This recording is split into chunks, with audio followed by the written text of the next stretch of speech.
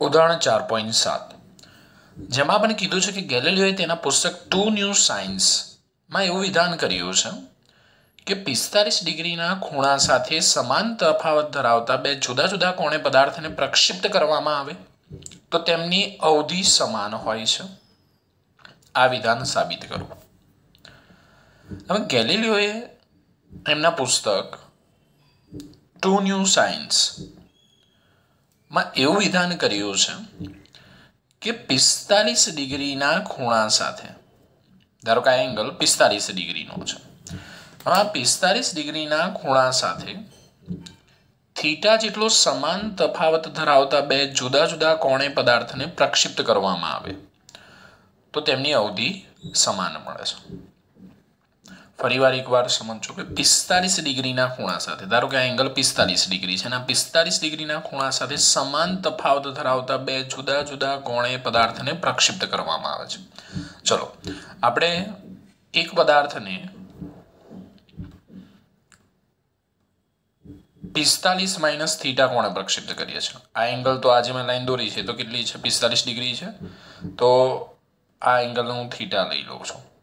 Okay, તો એક પદાર્થને 45 માઇનસ થીટા ડિગ્રી જેટલા કોણે પ્રક્ષિપ્ત કરવામાં આવે છે તો એ પદાર્થની અવધિ ધારો કે આપણને આ રીતે મળે છે. હવે બીજા પદાર્થને 45 પ્લસ થીટા કોણે પ્રક્ષિપ્ત કરવામાં આવે છે. 45 પ્લસ થીટા કોણે પ્રક્ષિપ્ત કરવામાં આવે છે તો એ પદાર્થની અવધિ પણ આટલી જ મળશે એવું ગેલિલિયો કહે છે. જો ફરીવાર એકવાર સમજો, આજે મેં બ્લુ લાઈન દોરી છે, એ એંગલ કેટલો છે? તો એંગલ 45 છે, બરોબર છે. હું આ પદાર્થને કેટલા કોણે ફેંકું છું? તો જો આ એંગલ થીટા થયો, બ્લુ લાઈન સાથે આ જે બ્લેક લાઈન છે એંગલ થીટા થયો, તો આ એંગલ કેટલો થયો? 45 માઇનસ થીટા થયો. તો પદાર્થને 45 માઇનસ થીટા કોણે ફેંકવામાં આવે ત્યારે ધારો કે અવધિ આપણને R1 મળે છે. ઓકે, હવે આ બ્લુ લાઈન 45 છે તો આ આખો એંગલ કેટલો થશે? તો આ આખો એંગલ થશે 45 પ્લસ થીટા, એટલે 45 ડિગ્રી સાથે સમાન તફાવત. એકવાર આપણે માઇનસ થીટા પ્લસ થીટા, બરોબર, બંને વખતે તફાવત કેટલો લીધો છે? થીટા એક સમાન લીધો છે. તો આ વખતે 45 પ્લસ થીટા ડિગ્રીના કોણે ફેંકું છું તો પણ અવધિ કેટલી મળે છે? R2. તો તમે અહીંયા જોઈ શકો છો કે અવધિ કેવી છે? સમાન. આપણે સાબિત કરવાનું છે. આવું તો આપણને ગેલિલિયોએ કીધું હતું. ફરી એકવાર આકૃતિને સમજો. જો 45 ડિગ્રી સાથે સમાન તફાવત ધરાવતા બે જુદા જુદા કોણે પદાર્થને પ્રક્ષિપ્ત કરવાનો છે. ઓકે, આ જે રેખા દોરું છું એ કેટલા ડિગ્રીનો કોણ છે? 45. હવે 45 ડિગ્રી સાથે સમાન તફાવત ધરાવતા બે જુદા જુદા કોણે, આપણે એવો કોણ લેવાનો કે જેનો તફાવત એક સરખો હોય. જો અહીંયા ફેંકું છું આ રીતે, આ એંગલ થીટા છે તો આ એંગલ કેટલો થશે? 45 માઇનસ થીટા. ધારો કે આપણે 10 ડિગ્રી લીધો તો 45 માઇનસ 10 કેટલા થાય? 35. તો ધારો કે પદાર્થની અવધિ R1 મળે છે. હવે આપણે કેટલા કોણે ફેંકવાનો? તો 45માં 10 એડ કરવાના. તો 45માં 10 એડ કરીએ તો કેટલા થશે? 55. તો 55 ડિગ્રીના કોણે ફેંકો. આ એંગલ થીટા લઈશું આપણે તો પણ અવધિ આપણને પહેલાં જેટલી જ મળશે. ઓકે, તો આપણે સાબિત કરીશું કે 45 ડિગ્રી સાથે સમાન તફાવત ધરાવતા બે જુદા જુદા કોણે પદાર્થને પ્રક્ષિપ્ત કરવામાં આવે તો અવધિ કેવી મળે છે? સમાન મળે છે. જો એકદમ સિમ્પલ છે. ઓકે, પહેલા આપણે વાક્ય લખી નાખીએ કે ધારો કે પદાર્થને 45 ડિગ્રી સાથે થીટા જેટલો તફાવત ધરાવતા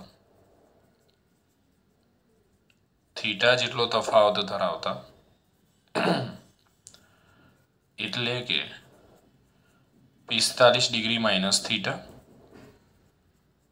અને 45 ડિગ્રી પ્લસ થીટા ના બે જુદા જુદા કોણે પ્રક્ષિપ્ત કરતા મળતી અવધિ અનુક્રમે R1 અને R2 છે. આપણે શું સાબિત કરવાનું છે કે બંને વખતે આપણને અવધિ કેવી મળે છે? સમાન મળે છે. ચલો ફર્સ્ટ આપણે લઈ લઈએ θ1 બરાબર હું લઈ લઉં 45 ડિગ્રી પ્લસ થીટા હોય તો અવધિનું સૂત્ર શું છે?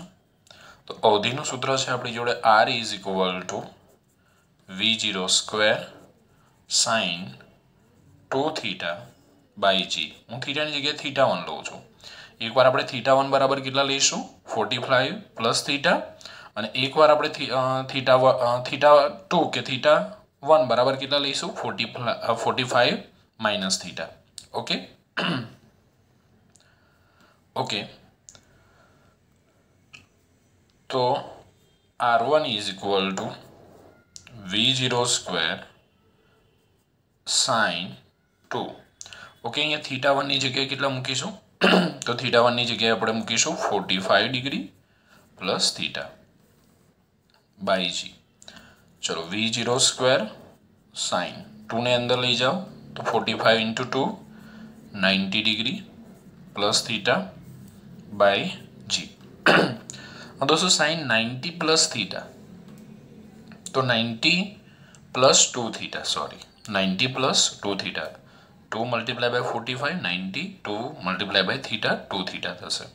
તો દોસ્તો 90 પ્લસ 2 થીટા કયું ચરણ થાય? તો યાદ છે ને તમને?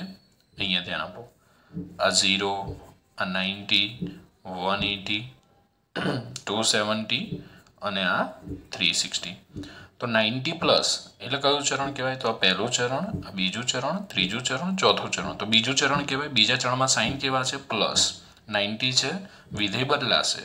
ઓકે, તો V0 square cos 2 theta by g થઈ જશે.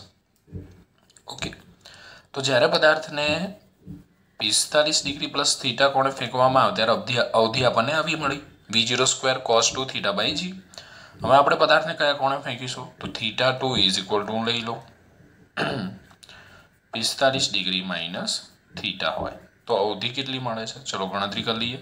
હવે આ સમીકરણ લખવું હોય તો અહીંયા 2θ2 રાખીશું, અથવા અહીંયા થીટા ડેશ પણ રાખી શકાય. V0 square sine 2 theta dash એકવાર 45 પ્લસ થીટા લઈ લો, theta dash is equal to એકવાર 45 માઇનસ થીટા લઈ લો. ઓકે, અહીંયા આપણે થીટાની કિંમત મૂકવાની છે. ઇન શોર્ટ ખબર પડવી જોઈએ. તો R2 ઇઝ ઇક્વલ ટુ શું છે? V0 સ્ક્વેર સાઇન 2, આ વખતે કેટલા? 45 ડિગ્રી માઇનસ થીટા ભાગ્યા જી. તો R2 is equal to V0 square sign 90 minus 2 theta by G. Okay, 90 minus 2 theta કયું ચરણ થશે? પહેલું ચરણ. પહેલા ચરણમાં તો બધા જ વિધેય કેવા છે? પ્લસ છે. વિધેય બદલાશે? હા બદલાશે. તો સાઇનનું શું થઈ જશે? કોસ. તો V0 square cos 2 theta by g. તો તમે જોઈ શકો છો બંને સમીકરણ આપણને કેવા મળે છે? એક સમાન મળે છે. એટલે કે પદાર્થને 45 પ્લસ થીટા કોણે કે 45 માઇનસ થીટા કોણે, એટલે કે 45 ડિગ્રીના ખૂણા સાથે સમાન તફાવત ધરાવતા બે જુદા જુદા કોણે પ્રક્ષેપિત કરવામાં આવે તો પણ આપણને અવધિ કેવી મળે છે? સમાન મળે છે. તો સમીકરણ 1 અને 2 પરથી આપણે કહી શકીએ, સમીકરણ 1 અને 2 પરથી R1 is equal to R2. Okay, screenshot લઈ લઈશું.